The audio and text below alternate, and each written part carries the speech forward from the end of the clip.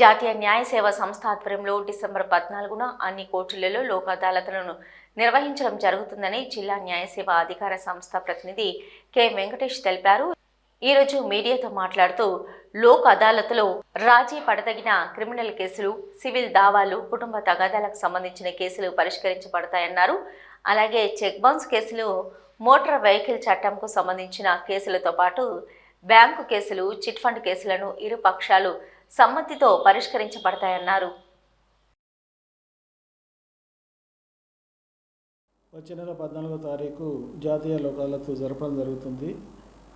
ఈ Lok అదాలత్లో civil cases, అదేవిధంగా criminal cases రాజీ చేసుకోదగ్గవి, అదేవిధంగా కుటుంబ తగాదాలకు సంబంధించిన కేసులు, తర్వాత చిట్ ఫండ్ సంబంధించిన కేసులు, బ్యాంక్ కేసులు, అదేవిధంగా చెక్ బౌన్స్ కేసులు, తర్వాత ఈ కన్జ్యూమర్ ఫోరంకు సంబంధించిన కేసులు కూడా పరిష్కారం చేయడం జరుగుతుంది.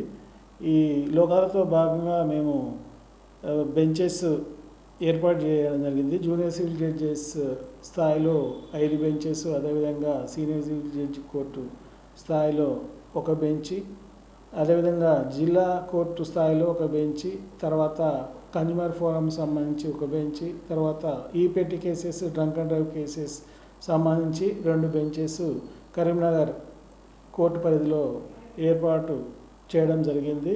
అదేవిధంగా హుజురాబాద్ కోర్టు పరిధిలో 3 బెంచెస్, 2 బెంచ్ల జూనియర్ సివిల్ జడ్జి కోర్టు సంబంధించిన బెంచెస్, అదేవిధంగా సీనియర్ సివిల్ జడ్జి కోర్టు, అదేవిధంగా civil cases, junior civil judge court సంబంధించిన కేసులకు సంబంధించి సీనియర్ సివిల్ జడ్జి గారు అక్కడ డీల్ చేస్తారు.